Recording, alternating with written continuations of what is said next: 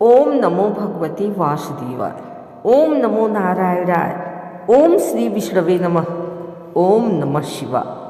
हे भक्तवत्सल, हे दीनदयाल, हे गजेंद्र मोक्ष देने वाले श्री हरि भगवान विष्णु, आज पावन एकादशी के शुभ अवसर पर हम सब मिलकर आपकी महिमा का गुणगान करने हेतु गजेंद्र मोक्ष की दिव्य कथा श्रवण करने जा रहे हैं।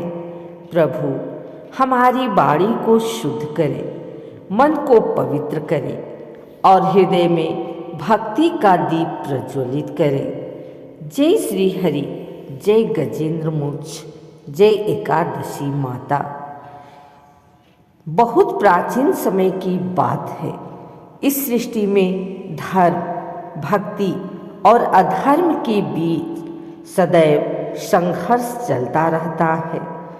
जब जब पृथ्वी पर कोई संकट आता है, तब तब भगवान विष्णु अपने भक्तों की रक्षा के लिए अवश्य प्रकट होते हैं।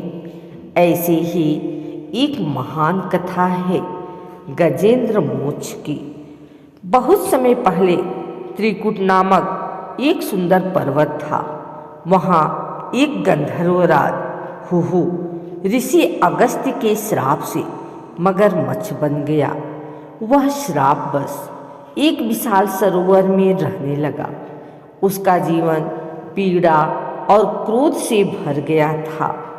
उसी वन में हाथियों का एक विशाल समूह रहता था। उनका राजा था गजेंद्र। गजेंद्र अत्यंत शक्तिशाली, बुद्धिमान और धर्मपरायण था।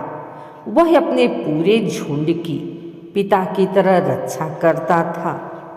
एक दिन भयंकर गर्मी से व्याकुल होकर गजेंद्र अपने परिवार और साथियों सहित उसी सरोवर में स्नान करने लगा।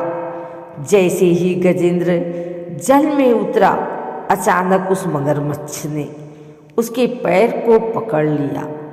गजेंद्र ने पूरी शक्ति लगाई, हाथियों ने भी सहायता की, परंतु जल में मगरमच्छ अधिक शक्तिशाली था।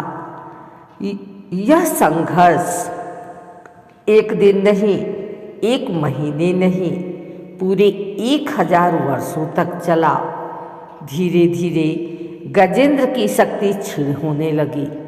पहले गजेंद्र ने अपने बल और शक्ति पर भरोसा किया, परंतु जब सब व्यर्थ हो गया, तब उसे स्मरण आया, संसार में सच्चा सहारा केवल नारायण है।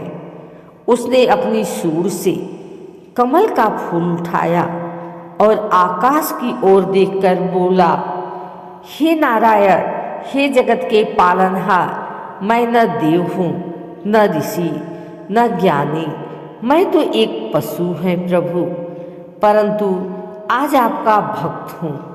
मेरी रक्षा कीजिए, मुझे अपने चरणों में स्थान दीजिए।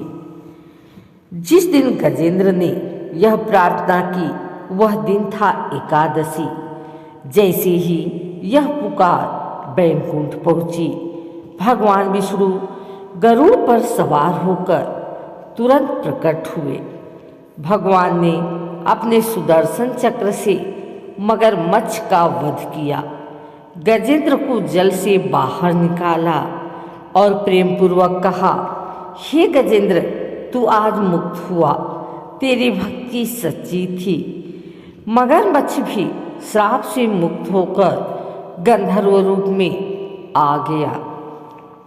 भगवान विष्णु ने गजेंद्र को मोक्ष प्रदान किया।